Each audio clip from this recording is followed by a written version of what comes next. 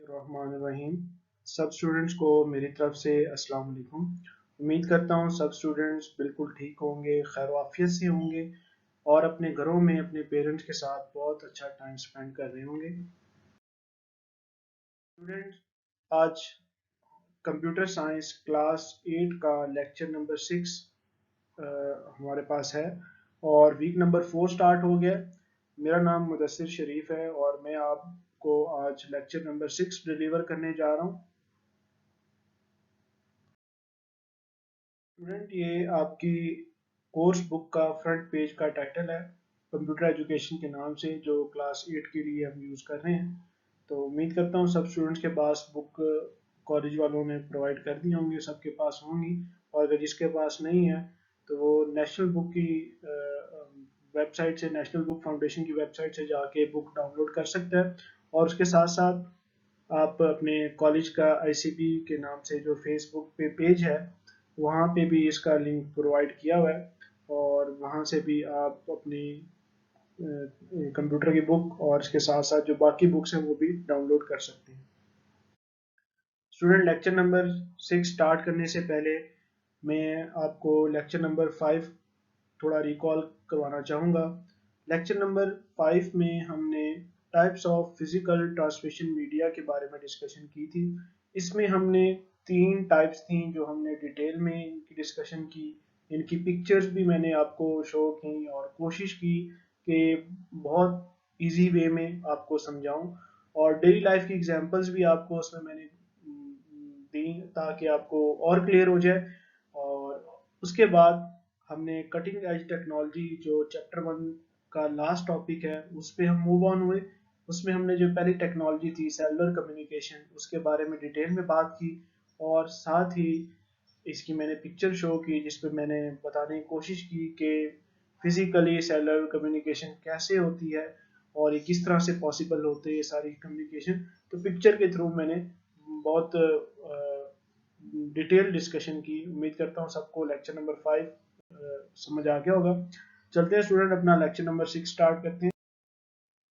Lecture number 6 में आज जो टॉपिक आप लोगों से डिस्कस करने जा रहा हूँ वो कटिंग एज टेक्नोलॉजीज की फर्दर ही 3 जो रिमेनिंग टेक्नोलॉजी हमारी बुक में है उनको डिस्कस करने जा रहा हूँ, जिसमें जो सेकंड टेक्नोलॉजी है सैटेलाइट कम्युनिकेशन है और उसके लास्ट में आपके पास ब्लूटूथ टेक्नोलॉजी।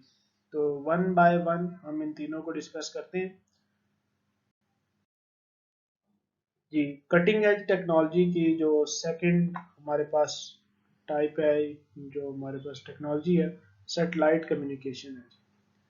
तो स्टूडेंट, थोड़ा बहुत आइडिया आपको रफली होगा क्योंकि आप भी टेक्नोलॉजी के इस दुनिया में जी रहे हैं। तो लेकिन मैं मजीद कोशिश करूंगा कि होती क्या आपको समझाता चलूं। बेसिकली इन जनरल वर्ड्स में अगर बात करें कि communication satellite and artificial satellite station in space for the purpose of telecommunication is launched by a rocket and placed in a specific orbit around the earth. Satellite communication basically artificial satellite है जो कि खला में इस time मौजूद है और वहाँ पे ये बिल्कुल स्टेशन मीन्स वहाँ पे ये रुकी हुई है, बिल्कुल फिक्स है वहाँ पे। और बेसिकली ये रॉकेट के थ्रू वहाँ पे भेजी गई है और इसको एक इसका खास ऑर्बिट है जिसमें वो मूव करेगी अर्थ के इर्द गिर्द और ये अपने ऑर्बिट से डिस्टर्ब नहीं होगी। उसके बाद वो कहता है कि there are hundreds of satellite in operation around the world. तो बहुत सी सैटेलाइट्स हैं जो कि ऑपरेट कर रही हैं पूरी दुनिया के इर्द गिर्द।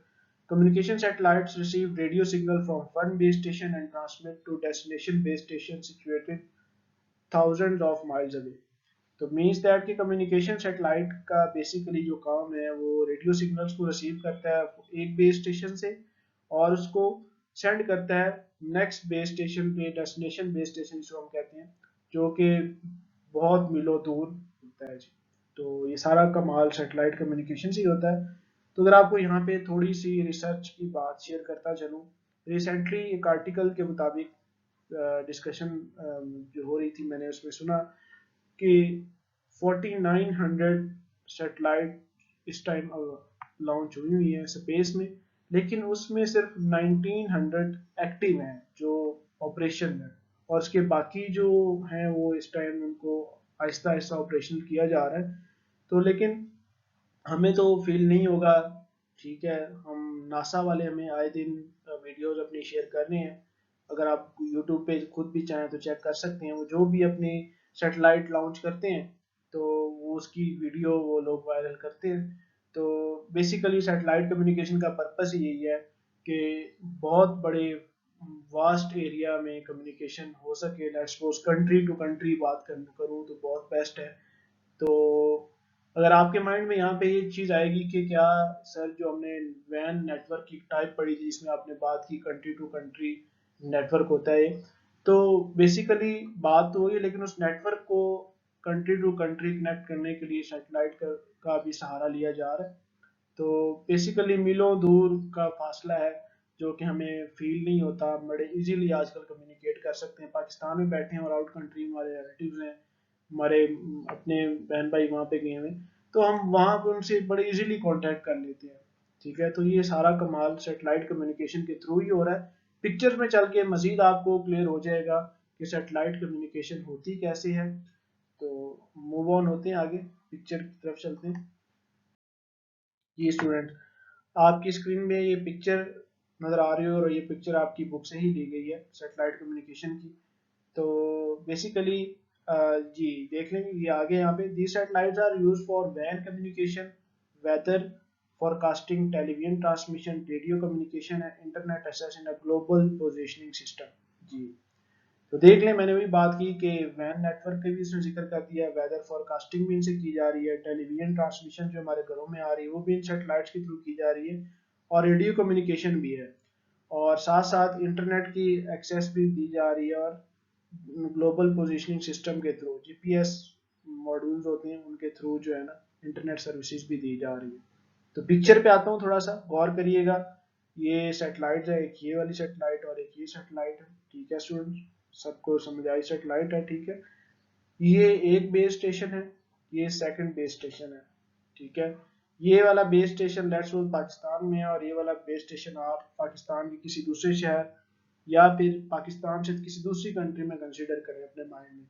होगा क्या, ये वाला जो बेस स्टेशन है वो यहाँ से रेडियो सिग्नल भेजेगा और इस सेटेलाइट को, ये सेटेलाइट लिंक करेगी नेक्स्ट बेस स्टेशन से। ये आपका राब्ता नेक्स्ट बेस स्टेशन से और वो जो नेक्स्ट बेस स्टेशन है किसी दूसरे कंट्री में, अगर लेट्स मैंने एग्जांपल दी, तो उसका भी वो भी अपनी सेटेलाइट के साथ लिंक होगा। तो वो वाली सेटेलाइट लिंक ऑटोमेटिकली हमारे जो पाकिस्तान बेस स्टेशन है उसके साथ लिंक हो जाएगी। और ये उसने बात की ना कि फ्रॉम वन बेस स्टेशन, ये one base station to the destination, ये डेस्टिनेशन बेस स्टेशन है। तो प्रोसेस गौर से देखें, इस बेस स्टेशन का ताल्लुक इस सेटेलाइट से है, इस बेस स्टेशन का ताल्लुक इस सेटेलाइट से है। ठीक है, हो रहा क्या है, ये सेटेलाइट्स आपस में कैसे इंटरलिंक है, ये इन बेस स्टेशन के थ्रू इंटरलिंक है, ये आपस में डायरेक्टली लिंक नहीं हो सकती। डायरेक्टली होंगी तो बहुत बड़ी डिस्टरबेंस हो जाएगी और सारी सेटेलाइट्स जो है ना आपस में गड़बड़ हो जाएंगी। तो इसलिए उन्होंने कहा ना फिक्स ऑर्बिट में रिवॉल्व कर रही हैं और नीचे बेस स्टेशन के थ्रू इनको कनेक्ट किया गया। तो अगर दोबारा एग्जाम्पल समझने की कोशिश करिएगा, आप पाकिस्तान में बैठे हैं, ठीक है, ये आपका बेस स्टेशन है लेट्स सपोज, और आपकी ये वाली सेटेलाइट है आपका बेस स्टेशन। आप पाकिस्तान में किसी कोने बैठे हैं, तो आप जो भी इंटरनेट की सर्विस यूज कर रहे हैं वो आपको नियरेस्ट सेटेलाइट कम्युनिकेशन जो होगी उसके साथ सेटेलाइट के साथ लिंक कर देगी। और आपने लेट्स सपोज दुनिया की किसी बाहर ममालिक में अपने किसी रिलेटिव से रब्ता करना है, वहाँ के बेस स्टेशन से वो लिंक करेगी ये सैटेलाइट, और वो जो बेस स्टेशन होगा वो ऑलरेडी उसी कंट्री की सैटेलाइट के साथ लिंक होगा। और होगा क्या कि आपस में ये क्रॉस कंट्रोवर्सी स्टार्ट हो जाएगी और कन्वर्सेशन शुरू हो जाएगी, कम्युनिकेशन होना शुरू हो जाएगी। तो उम्मीद करता हूँ इस पिक्चर को आपको समझ आ गया होगा। अपने माइंड में रखिएगा satellite to satellite directly link नहीं हो सकता, ठीक है, क्योंकि उसे शुरू में जिक्र किया ना कि स्पेसिफिक ऑर्बिट में रिवॉल्व करती हैं। तो इसलिए इनको बहुत सारी satellites day by day launch की जा रही हैं, लेकिन टाइम के साथ साथ उनको ऑपरेशनल किया जा रहा है। पहले उनको खला में भेजा जाता है, जैसे ही वो स्टेबल होती हैं जहाँ पे जाकर फिक्स होती हैं, जो अपने डेस्टिनेशन पॉइंट पे जाके पहुँचती हैं, उसके बाद उनको ऑपरेशन किया जाता है।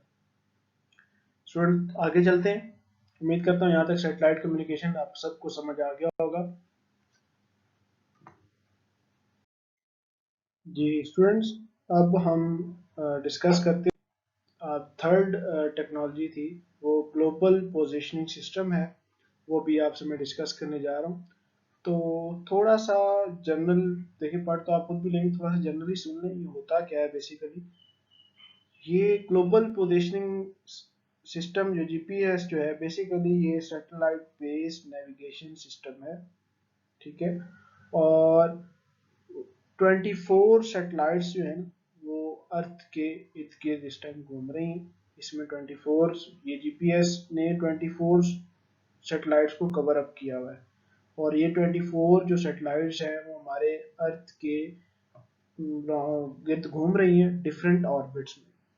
और बेसिकली होता कि इससे हम इजीली पता लगा सकते हैं किसी भी किसी जगह का या टाइम का, कि मीन्स दैट जारी बात है। देखिए अब अर्थ के इर्द गिर्द 24 सैटेलाइट्स घूम रही हैं जो कि सारी कवर अप कर रहा है जीपीएस, ठीक है। और हम किसी भी टाइम 24 आवर के अंदर, ठीक है, 24 घंटे के दौरान किसी भी मुल्क का, किसी भी शहर का, किसी भी, हम इजीली उसकी लोकेशन और इजीली उसका टाइम हम चेक कर सकते हैं। तो थोड़ी सी जनरल इंफॉर्मेशन यहाँ पे बताता चलूँ कि ये जीपीएस जो सिस्टम है 1970s में यूएस डिपार्टमेंट ऑफ डिफेंस ने लॉन्च किया था। उस टाइम वो लोग इसमें लैंड, सी और एयर नेविगेशन इस जीपीएस से चेकआउट करते थे। और थोड़ा सा टाइम गुजरने के बाद 1990s में आके इन्होंने पब्लिक के लिए ये जीपीएस कर दिया, और आज हम खुद भी इससे फ़ायदा उठा रहे हैं। बेसिकली इस जीपीएस से हम वेदर कंडीशंस भी हमें पता चल जाती हैं, ठीक है। और किसी भी दुनिया के किसी भी कोने का पता लगाना हो ना, तो हम वो भी इस जीपीएस के थ्रू इजीली फाइंड आउट कर सकते हैं। और ये सारे काम हम ऐसा नहीं कि स्पेसिफिक टाइम में 24 घंटे में जब भी आपका दिल चाहे आप इस जीपीएस के थ्रू किसी भी लोकेशन का, किसी भी कंट्री के टाइम का पता लगा सकते हैं।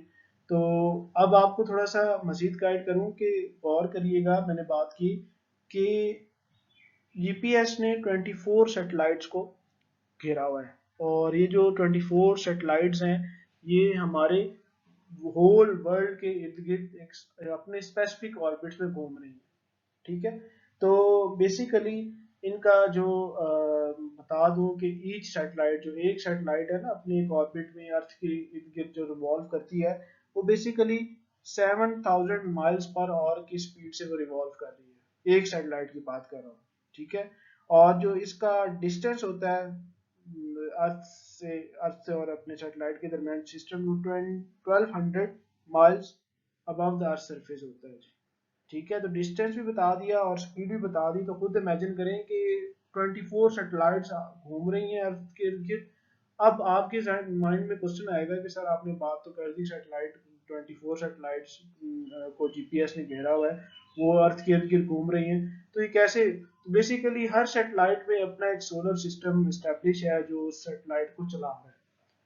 तो इससे पहले अगर बता दूं, सैटेलाइट पे हमने देखा था कि वो सैटेलाइट को रॉकेट के थ्रू स्पेस में भेज रहे हैं, भेजने के बाद सैटेलाइट जब वहां पे स्टेशन हो जाती है तो बताया कि फिर हमें पता चला कि अभी जैसे मैं अगर आपको बता दूं, जीपीएस में आके हमें पता चला कि 24 सैटेलाइट्स इसने घेरी हुई है, जो 24 सैटेलाइट्स अर्थ के इर्द गिर्द घूम रही हैं, वो जीपीएस में कवर की हुई है, ठीक है। तो अगर आपको जनरल वर्ड्स में एग्जांपल दूं मैं, तो आप अपने मोबाइल से किसी भी टाइम बैठ के कोई लोकेशन सर्च करते हैं, किसी भी टाइम बैठ के फलां कंट्री में टाइम क्या होगा फौरन सर्च कर लेते हैं। तो क्यों हो रहा है? इसलिए हो रहा है कि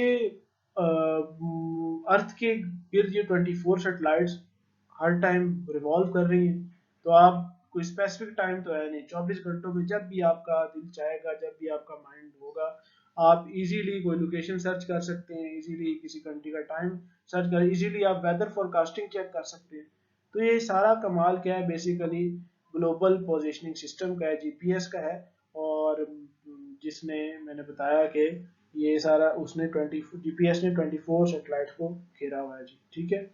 तो बुक्स में कुछ इसकी जो थ्योरी लिखी हुई है आप देख सकते हैं। हाँ जी, GPS is a satellite based navigation system. GPS satellites move twice a day around the earth. मैंने आपको बताया कि 24 घंटे वो तो घूम रहा है 72,000 माइल्स पर आवर के हिसाब से हर सैटेलाइट मूव कर रही है। ठीक है, तो इसने बता दिया कि वो ट्वाइस है, मतलब जाहिर बात है वो 2 दफा घूम के एक चक्कर फिर सेकंड चक्कर, जैसे दिन और रात, 12 घंटे का दिन है 12 घंटे की रात है। तो मीन्स हर 12 घंटे के बाद आपको पता चल रहा होगा कि सिचुएशन चेंज है, जैसे दिन और रात का आना जाना है, सेम इसी तरह ये सेटेलाइट भी क्या कर रही है, उसी एंगल से मूव कर रही है अपने ऑर्बिट में। ठीक है, और ये ट्वाइस 2 दफा घूम जाती 24 घंटे के दौरान। ठीक है, और एक डे में 24 आवर्स होते हैं, तो सो इसलिए उसने कहा है ये GPS satellite move twice a day around the earth. उसके बाद GPS satellite revolve around the earth very specific orbit and signal to our GPS receive take this information and calculate the user location. तो मैंने आपको clear cut बात बता दी कि इससे हम लोकेशन भी चेक कर सकते हैं, इससे हम टाइम भी किसी कंट्री का चेक करना हो वो भी चेक कर सकते हैं, और वेदर फोरकास्टिंग भी हम चेक कर सकते हैं। तो आगे चलते हैं, थोड़ा पिक्चर देखते हैं, पिक्चर में आपको मजीद समझ आ जाएगा कि ग्लोबल पोजीशन सिस्टम कैसे वर्कआउट कर रहा है। जी स्टूडेंट्स, आपके सामने ये ग्लोबल पोजीशनिंग सिस्टम की एक एग्जांपल दी गई है। तो बेसिकली ये है नहीं, ये जैसे एक एग्जांपल है जिससे आपको समझ आ जाएगा कि जीपीएस कैसे वर्कआउट करता है। तो गौर से देखिए, ये 1 2 3 ये 3 सैटेलाइट हैं। ठीक है, अब उसने क्या काम किया हुआ है, इस अगर आप लेट्स सपोज इस गाड़ी की लोकेशन चेक करना चाह रहे हैं, तो आप क्या काम करेंगे, आप अपने गाड़ी का नंबर डालते हैं, जीपीएस मॉड्यूल ऑन करते हैं, और आप खुद भी चेक कर सकते हैं। ठीक है, इस गाड़ी का भी हम चेक, और इसके बाद आजकल हमारे पास एयरप्लेन का भी आ रहा होता है कि ये फ्लाइट इस टाइम कहाँ पे है, वो भी हम इजीली चेक कर सकते हैं, क्योंकि जीपीएस, इस गाड़ी में जीपीएस ट्रैकर लगा होगा। ठीक है, ग्लोबल पोजीशनिंग सिस्टम, क्योंकि जहाँ जहाँ गाड़ी, मैंने आपको बताया कि जहाँ जहाँ गाड़ी मूव करेगी तो जो 24 सैटेलाइट्स जीपीएस में कवर की हुई है, तो इसी की रेंज में गाड़ी उसी की रेंज में रहेगी जब तक कि इसका जीपीएस सिस्टम ऑफ ना कर दिया जाए, फिर हमें नहीं पता चल सकता।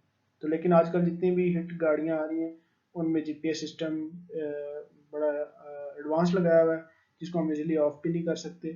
तो उसके बाद एयरप्लेन का अगर आप चेक करना चाहते हैं तो इसके लिए डिफरेंट ऐप्स भी आ गई हैं, तो हम जीपीएस के थ्रू चेक कर लेते हैं कि फला फ्लाइट नंबर जो है ना कहाँ से कहाँ जा रही है और किस टाइम पे उसने पहुंचना है और किस टाइम पे उसने उस जगह से निकलना है। तो ये आप सारा काम भी जीपीएस के थ्रू कर सकते हैं। इसी के साथ ये शिप बताया हुआ है कि आप इसकी भी लोकेशन ट्रेस कर सकते हैं, तो सारा काम सेटेलाइट के थ्रू ही हो रहा है। तो इट मीन्स यहाँ पे आपको एक बात फिर क्लियर कर दूं कि जीपीएस ने बेसिकली 24, ये नेविगेशन बेस्ड सेटेलाइट कम्युनिकेशन है, और ये जीपीएस ने 24 स्लाइड्स को कवर अप किया हुआ है। जो ये 24 स्लाइड्स हैं वो अर्थ के गिर्द घूम रही हैं, रिवॉल्व कर रही हैं अपने स्पेसिफिक ऑर्बिट में, और इनकी फिक्स स्पीड भी मैंने आपसे शेयर की कि 72,000 पर माइल्स पर आवर है, और 12,000 जो है ना डिस्टेंस मैंने बताया था कि 12,000 distance above the surface of the earth इनका जो होता है एक दूसरे से। तो इसलिए इनका आपस में तो कम्युनिकेट नहीं होता, लेकिन ये किसी बेस स्टेशन के साथ ये आपस में मुंसलिक होती हैं, हर बेस स्टेशन हर कंट्री के अंदर। तो इसलिए इजीली होता है टाइम चेक कर लेना, लोकेशन चेक कर लेना, किसी भी लोकेशन, तो आप जाहिर बात है आप एरिया किस जगह की भी हो सकती है, किसी गाड़ी की भी हो सकती है। तो आजकल मॉडर्न टेक्नोलॉजी इतनी एडवांस होती जा रही, डिफरेंट ऐप्स आ गई हैं, आप उनको यूज करके तो आप इजीली कोई भी चीज ट्रैक करना चाहें जीपीएस के थ्रू कर सकते हैं। तो साथ अगर बेस्ट एग्जांपल बताता चलूँ टुडे जो हमारे इस डेली लाइफ में चल रही है, ये जो आपके क्रीम और उबर सर्विसेज हैं, ये भी जीपीएस के थ्रू ही ऑपरेट हो रही हैं। आप इजीली घर बैठे अपना सिर्फ उनको रिक्वेस्ट करते हैं उनकी ऐप के थ्रू, और आप अपनी लोकेशन शेयर करते हैं, वो इजीली आपके घर के बाहर आके आपको फौरन नोटिफिकेशन आ जाता है जी आपका जो कैप्टन है वो बाहर आ चुका है, और आप इसलिए उस मतलब कोई इतना हार्ड एंड फास्ट अब नहीं रहा। तो कितना फ़ायदा है, आज से अगर आप 10 साल पहले बात चले जाए तो हमारे पास ऐसी फैसिलिटीज़ नहीं थी। टाइम के साथ साथ इनको और इम्प्रूव किया जा रहा है, टेक्नोलॉजी और इम्प्रूव हो रही है। उम्मीद करता हूँ जीपीएस सिस्टम यहाँ तक सबको समझ आ गया होगा। बड़ी जनरल इन्फॉर्मेशन मैंने आपके साथ डिस्कस की है, तो उम्मीद करता हूँ सबको क्लियर हो गया होगा। जी स्टूडेंट, हमारे पास कटिंग एज टेक्नोलॉजी की जो इसको हम लास्ट टाइप भी कह लेंगे, तो थोड़ा सा पढ़ लें कि होता क्या है। Bluetooth is a standard range wireless interconnection of electronic devices. तो बेसिकली ये वायरलेस इंटरकनेक्शन है इलेक्ट्रॉनिक्स डिवाइसेस के दरमियान। This wireless technology help Bluetooth enable devices to connect each other with a short range. जो ये डिवाइसेस होंगी वो आपस में कनेक्ट तो हो जाएंगी, लेकिन उनकी रेंज बहुत शॉर्ट होगी, ठीक है। तो इनेबल डिवाइसेस मींस दैट के ऑप्शंस दोनों की तरफ, जैसे ब्लूटूथ अगर एग्जांपल आगे चल के आएगी मोबाइल की, तो मोबाइल, एक मोबाइल से दूसरे मोबाइल में अगर आपने कोई डाटा शेयर करना है तो दोनों मोबाइल्स में आपको ब्लूटूथ की ऑप्शन को इनेबल करना पड़ेगा, तब आप आपस में इंटरकनेक्ट होंगे। कनेक्ट होने के बाद साथ इसमें कहा create a personal area network, तो साथ में आपका पर्सनल एरिया नेटवर्क बन जाएगा। वो इसलिए कि जस्ट जिसके साथ आप कनेक्ट हुए जिस डिवाइस में, वो आपस में इंटरलिंक रहे, कोई थर्ड उसमें से आके इंटरलिंक ना हो सके, ना डिस्टरबेंस हो सके। तो सेम जो इलेक्ट्रॉनिक डिवाइसेस की स्टार्ट में बात की, तो अगर मैं आपको एग्जांपल देना चाहूँ, बहुत अच्छी जो एग्जांपल है, आजकल हमारे पास वायरलेस कीबोर्ड भी है, वायरलेस माउस भी है, और वायरलेस स्पीकर भी आ चुके हैं। तो ये क्या है, ब्लूटूथ इलेक्ट्रॉनिक डिवाइसेस हैं, लेकिन ब्लूटूथ के साथ ये अटैच है और ये शॉर्ट रेंज में है। तो आप जब भी वायरलेस माउस बाय करेंगे तो उसमें आपको उसने बताया होगा कितनी रेंज तक है, 15 मीटर है, 12 मीटर है, 10 मीटर है, तो स्पेसिफिक रेंज के लिए होता है, ठीक है। इसी तरह आप अपने जो स्पीकर्स कनेक्ट करते हैं वो भी इलेक्ट्रॉनिक डिवाइस में आ गए, तो स्पीकर्स भी ब्लूटूथ के थ्रू कनेक्ट हो जाते हैं, तो वो भी एक शॉर्ट रेंज तक, आपको जाहिर बात एक रूम में ये काम चल रहा होता है। तो इसी तरह आप जैसे ही कोई हमने एग्जांपल की, मोबाइल की एग्जांपल ली, तो इसमें भी हम क्या काम करते हैं, पहले हम पेयर्ड अप होते हैं, ठीक है, एक मोबाइल से दूसरे मोबाइल, क्योंकि ब्लूटूथ खुद एक डिवाइस है बेसिकली।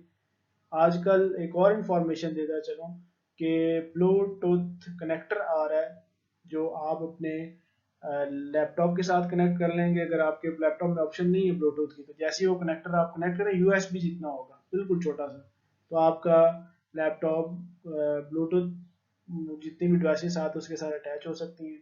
इसी तरह आप जो है ना लैपटॉप के साथ अपने कंप्यूटर के साथ भी लगा सकते हैं, तो कंप्यूटर के साथ भी वो सिर्फ यूएसबी के साइज जितना है, तो आप मार्केट में इजीली अवेलेबल है, आप उन्हें कहेंगे हमें ब्लूटूथ डिवाइस दे दें, वो आपको दे देंगे, और उसका साइज आप बिल्कुल कंपेटिबल छोटा साइज है, इजीली वो कनेक्ट यूएसबी वाली स्लॉट में वो कनेक्ट होता है। तो ये आपके लिए जनरल इन्फॉर्मेशन थी, इजीली मार्केट्स में अवेलेबल है, मैं खुद भी यूज़ कर रहा हूँ। और अच्छी एग्जांपल मैंने माउस की दे दी, माउस आज बच्चे को पता भी होगा, यूज़ भी किए होंगे, वायरलेस कीबोर्ड भी हैं, वायरलेस स्पीकर भी आ गए हैं। तो सब जितनी भी ये टेक्नोलॉजीज हैं, ये ब्लूटूथ के ज़रिए आपस में इंटरकनेक्टेड हैं, ये शॉर्ट रेंज के लिए होती हैं।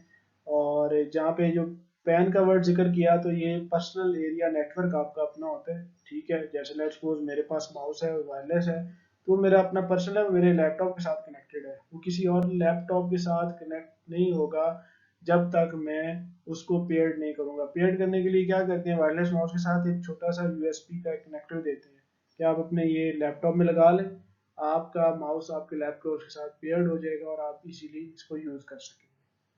तो उम्मीद करता हूँ यहाँ तक सब स्टूडेंट्स को ब्लूटूथ का समझ आ गया होगा। आगे चलते हैं, थोड़ी सी पिक्चर आ रही है, सब स्टूडेंट्स को और क्लियर हो जाएगा जी। आगे मूव ऑन होते हैं जी स्टूडेंट्स। पिक्चर तो देखी होगी, हर स्टूडेंट का बड़ा आजकल स्कोप होता है कि जी हमारे पास ब्लूटूथ, वो जी हैंड फ्री होने चाहिए। ये ब्लूटूथ डिवाइस बेसिकली इसको भी कहते हैं, क्या ये मोबाइल से कनेक्ट हो जाती है, जो पिक्चर आपको नज़र आ रही है, और आप इजीली इसे कान में लगा लेते हैं।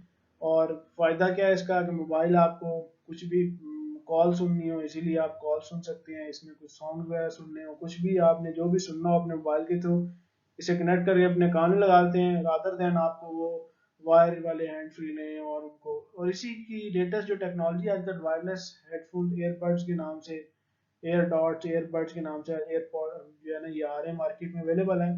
तो क्या कमाल है टेक्नोलॉजी का, और ये भी ब्लूटूथ के साथ ही कनेक्ट होते हैं। तो ये भी पैन नेटवर्क क्रिएट होता है, मीन्स वो पर्सनल होते हैं आपके, जब भी आप बाय करेंगे वो आपका अपना है। आप ने जैसे लेट्स सपोज ये फिगर में आपको ब्लूटूथ डिवाइस नज़र आ रही है, ये बेसिकली क्या मोबाइल के साथ कनेक्ट भी होती है, लैपटॉप के साथ भी कनेक्ट होती है। तो ये आपके पास आपसे पेयरिंग करेंगे पहले उसके साथ, मोबाइल के साथ भी लैपटॉप के साथ भी। तो इसमें क्या कह रहे हैं, addition to being attach with phones, short range Bluetooth technology is also workable with personal computer, laptops, printer, digital camera, telephone and video games and games console. Yes, देखिए जी, मैंने तो आपको जस्ट अभी जो पहले बताया था, मैंने कहा कि आप कंप्यूटर लैपटॉप में ये ब्लूटूथ टेक्नोलॉजी लग सकती है। तो यहाँ पे वो कह रहा है डिजिटल कैमरा भी अवेलेबल है, टेलीफोन्स भी आपस में जी ब्लूटूथ के साथ वो अटैच है, वीडियो गेम कंसोल जो है वो भी आपका ब्लूटूथ डिवाइस के साथ जो है अटैच है। तो ये क्या है, लेटेस्ट टेक्नोलॉजी है। और आज से तो थोड़ा पीछे जाए तो ये इतनी हिट नहीं हो रही थी। हिट क्यों हो रही है? हिट इसलिए हो रही है कि इसको मजीद इन्हांसमेंट इसकी की जा रही है, इसके इम्प्रूवमेंट लाई जा रही है, जैसे वायरलेस कीबोर्ड, वायरलेस माउस, फिर वायरलेस डिवाइसेज इस तरह की आने लगी जो एज ए हेडफोन के तौर पे काम कर रही हैं। वायरलेस हेडफोन आपको मिल रहे हैं एयर डॉट्स के नाम से, एयरबड्स के नाम से मार्केट में। तो मैं भी यूज़ कर रहा हूँ, उम्मीद है मोस्टली स्टूडेंट मेरे लेक्चर सुन रहे हैं वो भी यूज़ कर रहे होंगे, अगर नहीं कर रहे तो उनको पता होगा।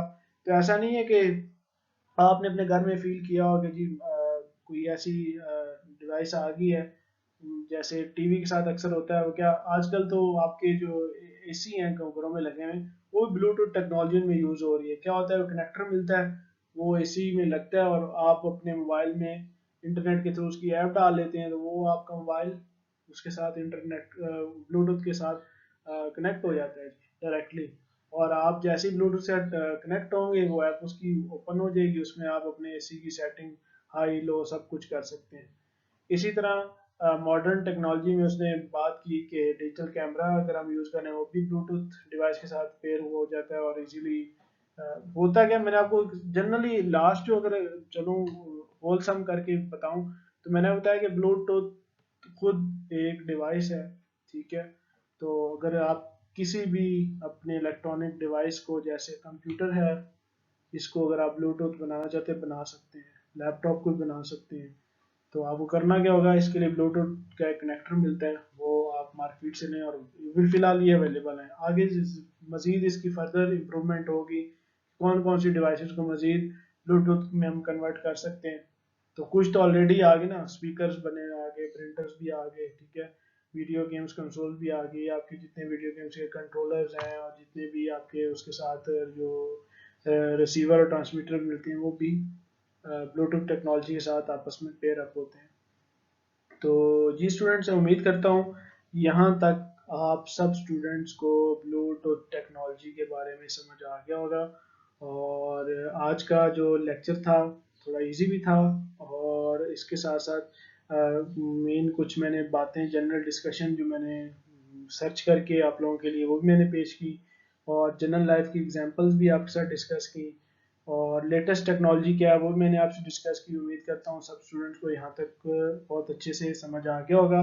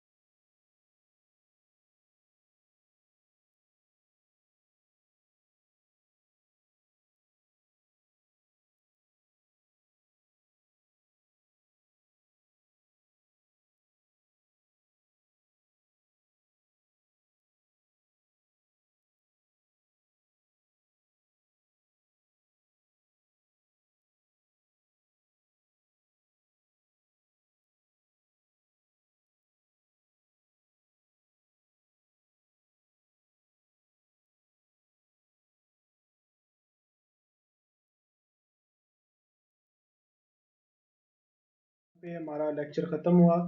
अपने घरों में रहें, अपने पेरेंट्स का ख्याल रखें, उनकी बात को फॉलो करें और इंशाल्लाह नेक्स्ट फिर मुलाकात होगी।